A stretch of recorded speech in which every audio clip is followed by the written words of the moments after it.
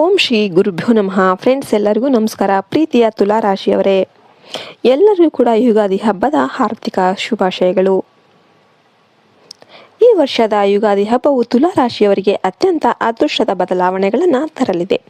ತುಲಾರಾಶಿಯ ಮಹಿಳೆಯರು ಯುಗಾದಿ ದಿನದಂದು ಈ ವಿಶೇಷ ಬಣ್ಣದ ವಸ್ತ್ರ ಮತ್ತು ಬಳೆಗಳನ್ನು ಧರಿಸಿದರೆ ವರ್ಷವಿಡೀ ಹಣದ ಕೊರತೆ ಇರೋದಿಲ್ಲ. ಮನೆಯಲ್ಲಿ ಸುಖ, ಶಾಂತಿ ಮತ್ತು ನೆಮ್ಮದಿ ನೆಲೆಸುತ್ತೆ.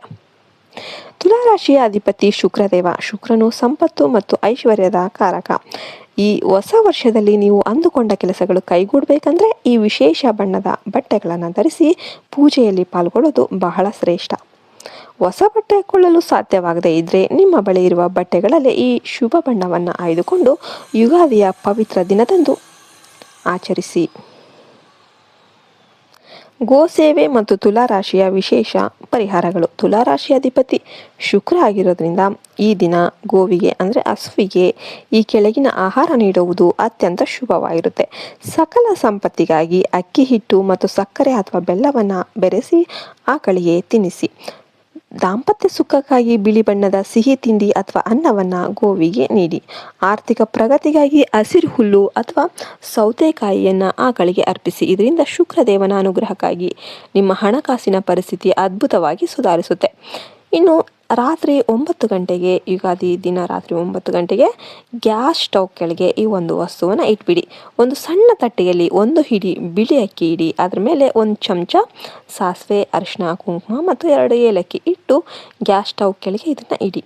ತುಲಾರಾಶಿಯವರಿಗೆ ಬಿಳಿ ಅಕ್ಕಿ ಮತ್ತು ಏಲಕ್ಕಿ ಅತ್ಯಂತ ಶುಭ.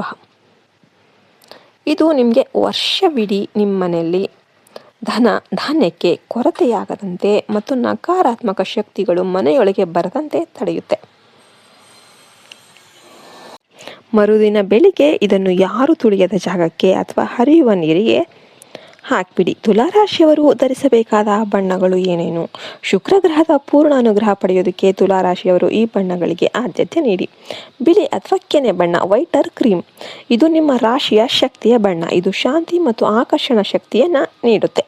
ತಿಳಿ ನೀಲಿ ಅಥವಾ ಆಕಾಶ ನೀಲಿ, ಲೈಟ್ ಬ್ಲೂ, ಇದು ಅದೃಷ್ಟ ಮತ್ತು ಯಶಸ್ಸನ್ನು ಆಕರ್ಷಿಸಲು ಸಹಕಾರಿ.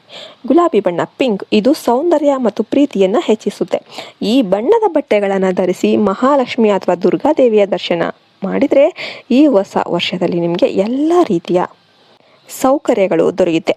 ತುಲಾರಾಶಿಯ ಮಹಿಳೆಯರಿಗೆ ಬಳೆಗಳ ರಹಸ್ಯ. ತುಲಾರಾಶಿಯ ಮಹಿಳೆಯರು ಈ ಯುಗಾದಿಯಂದು ಕೈ ತುಂಬ ಬಿಳಿ ಅಂದರೆ ಡಿಸೈನ್ ಇರುವ ಬಿಳಿ ಬಳೆಗಳು, ಗುಲಾಬಿ ಅಥವಾ ತಿಳಿ ನೀಲಿ ಬಣ್ಣದ ಮಣ್ಣಿನ ಬಳೆಗಳನ್ನು ಧರಿಸಬೇಕು.